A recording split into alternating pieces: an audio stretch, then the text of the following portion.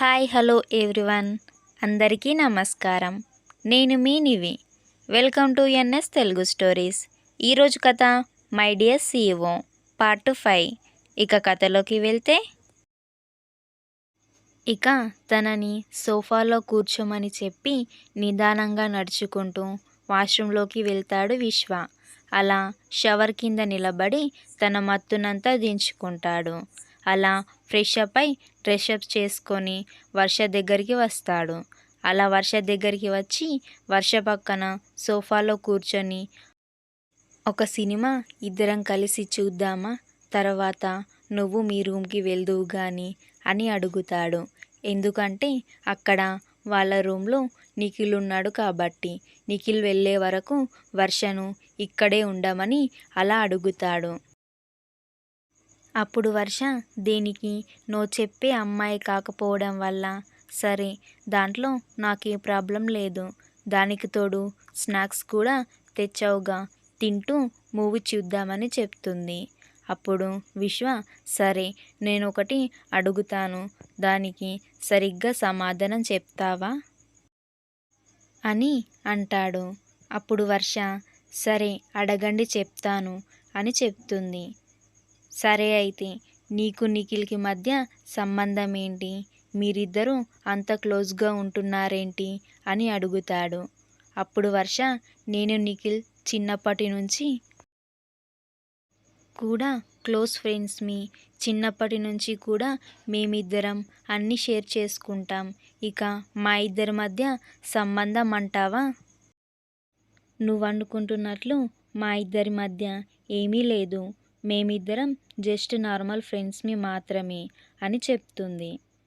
అప్పుడు విశ్వ, అవునా, అయితే మరి నిఖిల్ అప్పుడు నీకు ముద్దు పెట్టడానికి వచ్చాడుగా, అది కూడా ఓన్లీ జస్ట్ నార్మల్ ఫ్రెండ్గా నేనా అని అడుగుతాడు.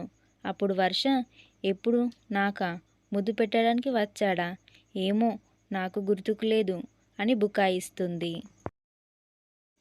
అప్పుడు విశ్వ, ఏంటి గుర్తుకు లేదా, ఏది నేను ఒకసారి గుర్తుకు చెయ్యనా అని వర్ష మీదికి వెళ్తాడు ముద్దు పెట్టడానికి.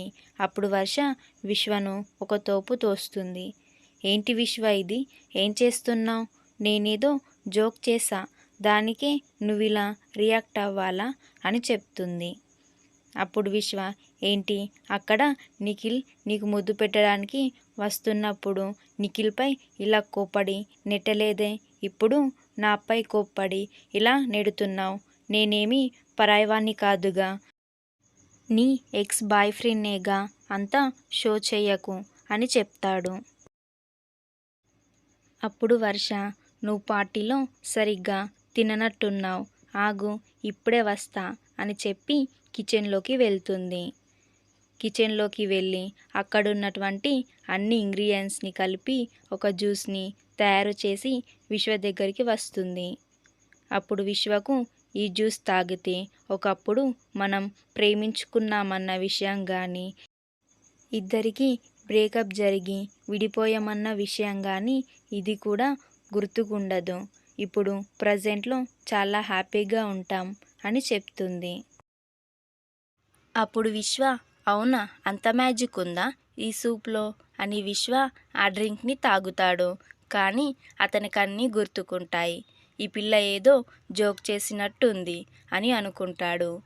ఇక మళ్ళీ విశ్వ కంట్రోల్ చేసుకోలేక అతను వర్ష లైఫ్లోకి మళ్ళీ ఎందుకు ఎంటర్ అయ్యాడో అన్న విషయాన్ని చెప్పి, నీతో మళ్ళీ ప్రేమలో పడాలనుకుంటున్నాను, అప్పుడు నీ వల్లే బ్రేకప్ జరిగింది, అప్పుడు నువ్వు అసలు నాకు రీజన్ కూడా సరిగ్గా చెప్పలేదు, దానికి ఇప్పటి వరకు కూడా ఎందుకు విడిపోదామని, నేనైతే నిన్ను ఇంకా అప్పటి నుంచి ప్రేమిస్తున్నాను, మళ్ళీ మనిద్దరం రిలేషన్షిప్లోకి వద్దామా ప్లీజ్, ఐ లవ్ యూ ఇంకా అని చెప్తాడు. దానికి వర్ష ఏం రెస్పాన్స్ ఇవ్వలేకపోతుంది. ఇక అలాగే విశ్వ వైపుకు అలాగే చూస్తూ ఉంటుంది. తను ఏ సమాధానం చెప్పలేకపోవడంతో విశ్వ, సరే నీకు లేట్ అవుతుంది ఇక వెళ్ళు అని చెప్తాడు. అప్పుడు వర్ష కూడా సరే అని చెప్పి రూమ్కి స్టార్ట్ అవుతుంది. అలా రూమ్కి వచ్చి బెడ్పై పడుకొని విశ్వ గురించి ఆలోచిస్తూ ఎప్పుడో మధ్యరాత్రి పడుకుంటుంది. అలా మళ్ళీ తర్వాత రోజు పొద్దున్నే లేచి ఫ్రెష్ అప్ అయి ఆఫీస్కి స్టార్ట్ అవుతుంది.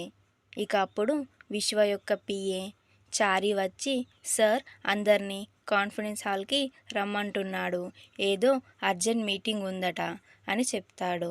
అప్పుడు అందరూ కలిసి కాన్ఫరెన్స్ హాల్కి వెళ్తారు. ఇక ఇక్కడ విశ్వ వేరే ప్రాజెక్ట్ గురించి చెప్తూ ఉంటాడు. అలా విశ్వ వర్క్ మీటింగ్ తీసుకుంటున్నప్పుడు విశ్వని వర్ష అలాగే చూస్తూ ఉంటుంది. ఇక ఆ మీటింగ్ కంప్లీట్ అయ్యి అందరూ ఎవరి ప్లేస్లకు వారు వెళ్ళిపోతారు. ఇక మళ్ళీ వేరే క్లయింట్తో మీటింగ్ తీసుకుంటున్న విశ్వని అలా నడుస్తూ నడుస్తూ చూస్తూ ముందున్నటువంటి ఫోన్ని చూసుకోకుండా దానికి గుద్దుకుంటుంది. అలా గుద్దుకొని కింద పడిపోయి ఉంటుంది. ఇక అప్పుడు లేస్తే అందరూ తనను ఒక విచిత్రంగా చూస్తారని లేవకుండా అలాగే పడిపోయి ఉంటుంది. ఇక అప్పుడు విశ్వ తనని చూసి వెంటనే తన దగ్గరికి వచ్చి తనని ఎత్తుకొని ఆఫీస్ రూమ్కి అయితే తీసుకొని వస్తాడు. ఇక విశ్వ సోఫాపై పడుకోబెట్టి తనని చూస్తూ ఉంటాడు. అప్పుడు వర్ష మెల్లిగా ఒక కన్ను తెరిచి విశ్వని చూస్తుంది. విశ్వ తనని చూస్తుండడంతో వెంటనే కళ్ళు మూసేస్తుంది. అప్పుడు విశ్వ చేసిన యాక్టింగ్ చాలు గాని లేవు పైకి అని చెప్తాడు. ఇక వర్ష మెల్లిగా లేచి, ఏంటి, ఏమైంది, నాకు నేనెక్కడున్నానేంటి, నాకేమైంది అని ఏమీ తెలియనట్టు అడుగుతుంది.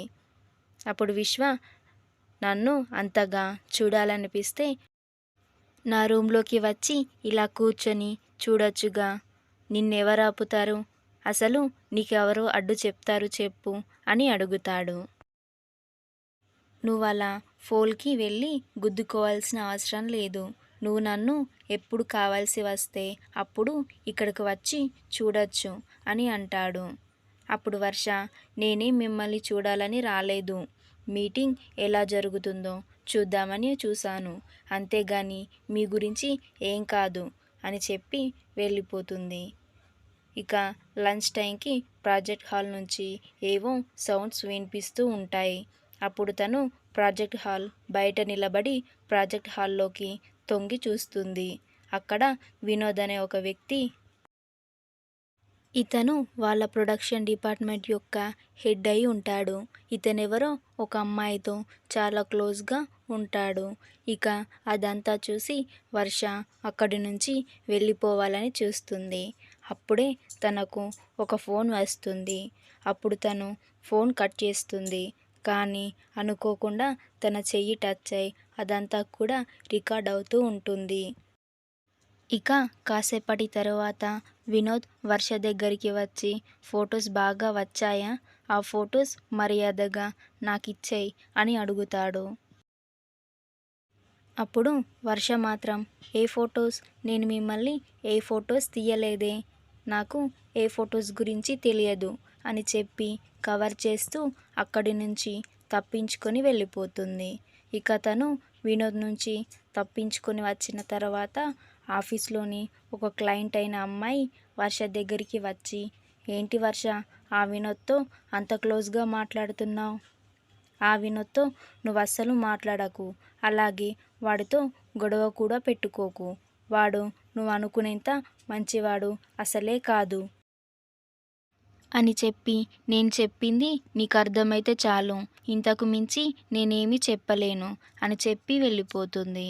ఇక తరువాతి రోజు వర్షను వినోద్ ఆఫీస్ రూమ్కి పిలిపించి, వర్క్ ఎలా చేస్తున్నావు, ఆఫీస్ ఎన్విరాన్మెంట్ అంతా కూడా సెట్ అయిందా, నువ్వు బాగా అడ్జస్ట్ అవ్వగలుగుతున్నావా అని స్టార్టింగ్లో నార్మల్ క్వశ్చన్స్ అడుగుతాడు.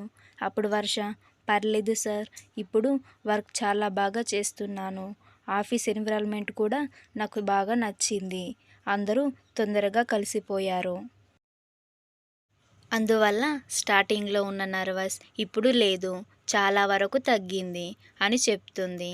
అప్పుడు వినోద్, అవునా, ఓకే గుడ్ అని చెప్పి, నా కంప్యూటర్ సరిగ్గా వర్క్ చేయడం లేదు, కొంచెం ఏ ప్రాబ్లం ఉందో చూడవా అని చెప్తాడు.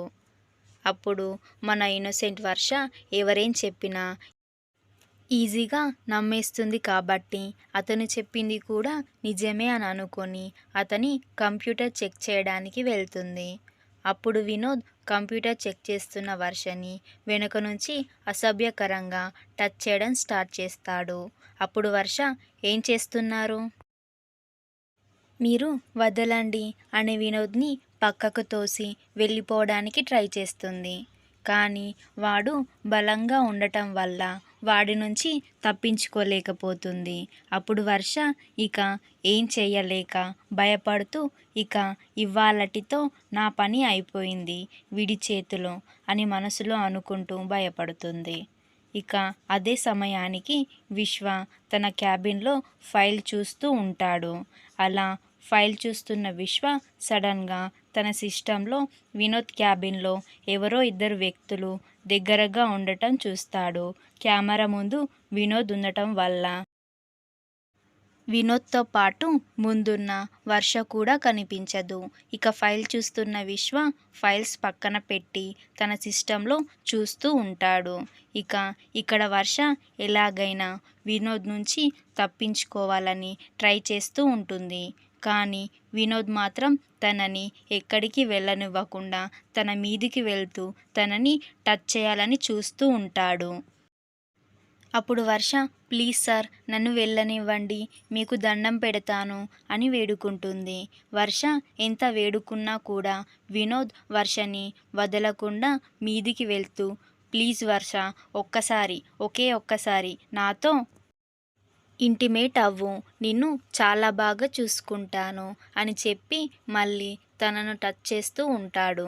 అప్పుడు వర్ష తన బలాన్నంతా ఉపయోగించి వినోద్ని ఒక్కతోపు తోస్తుంది. అలా తోయడం వల్ల కెమెరాకు అడ్డంగా ఉన్న వినోద్ పక్కకి జరగడంతో ఇప్పుడు అక్కడ వర్ష కనిపిస్తూ ఉంటుంది. ఇక సిస్టంలో చూస్తున్న విశ్వకు వర్ష కనిపించడంతో ఉగ్రరూపం దాల్చిన రుద్రిల్లా కోపంగా వినోద్ క్యాబిన్కి వెళ్తాడు. ఇక అక్కడ వినోద్ వర్ష తోయడంతో, ఏంటే ఎక్కువ చేస్తున్నావు, మర్యాదగా నాతో కలువు, లేదంటే బలవంతంగా అయినా నిన్ను లొంగదీసుకుంటాను, నీ అంతట నువ్వు నా కౌగిలిలో చేరావంటే స్వర్గసుఖాలన్నీ చూపిస్తాను, లేదంటే నరకమంటే ఏంటో బతుకుండంగానే చూయించి మరీ నిన్ను అనుభవిస్తాను అని చెప్తూ వర్ష చున్నీని లాగి పడేస్తాడు.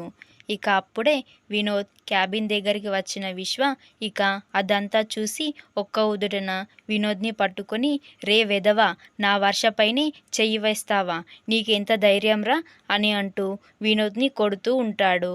అప్పుడు వినోద్, అది కాదు విశ్వ, ఒక్కసారి నేను చెప్పేది విను, నువ్వు అనుకుంటున్నట్టు ఈ వర్ష అంత మంచి అమ్మాయి కాదు, తనే ఇదంతా కావాలని చేస్తుంది.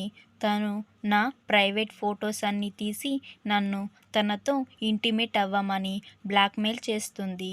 ఒకవేళ తను చెప్పినట్టు నేను చేయకపోతే నా ప్రైవేట్ ఫొటోస్ అన్నీ కూడా సోషల్ మీడియాలో లీక్ చేస్తా అని బ్లాక్మెయిల్ చేస్తుంది విశ్వ అని చెప్తాడు. అప్పుడు వర్ష, లేదు సార్, అతను చెప్పేదంతా కూడా అబద్ధం, నేను ఏ ఫొటోస్ కానీ వీడియోస్ కానీ తీయలేదు, అసలు ఆ ఫొటోస్ ఏంటో వీడియోస్ ఏంటో నాకు తెలియదు. అలాంటిది ఏవో ఫొటోస్ పెట్టుకొని నేనెలా అతన్ని బ్లాక్మెయిల్ చేస్తాను సార్, అతను చెప్పేదంతా కూడా అబద్ధం, నాకేమీ తెలియదు సార్, అతను నన్ను బలవంతం చేయబోయాడు సార్, ఇప్పుడు మీరు వచ్చాక ఇలా కావాలని మాట్లాడుతున్నాడు, నాకు ఏ పాపం తెలియదు సార్, నన్ను నమ్మండి ప్లీజ్ అని ఏడుస్తుంది వర్ష. అప్పుడు వినోద్, లేదు విశ్వ, తను అబద్ధం చెప్తుంది, కావాలంటే తన ఫోన్లో నా ప్రైవేట్ ఫొటోస్ ఉంటాయి చూడు అని చెప్తాడు. మరి విశ్వ ఈ ఇద్దరిలో ఎవరి మాట నమ్ముతాడో తెలుసుకోవాలంటే అద్భుతమైన కథనంతో, ఊహించని ట్విస్ట్లతో, క్యూట్ రొమాంటిక్ సీన్లతో సాగే ఈ కథ యొక్క నెక్స్ట్ ఎపిసోడ్ కోసం మన నెక్స్ట్ వీడియో చూడండి. కథ నచ్చితే లైక్ చేసి కామెంట్ చేయండి. ఇంకా ఇలాంటి ఇంట్రెస్టింగ్ వీడియోస్ కోసం మన ఛానల్ని సబ్స్క్రైబ్ చేసుకోండి. Thank you for listening.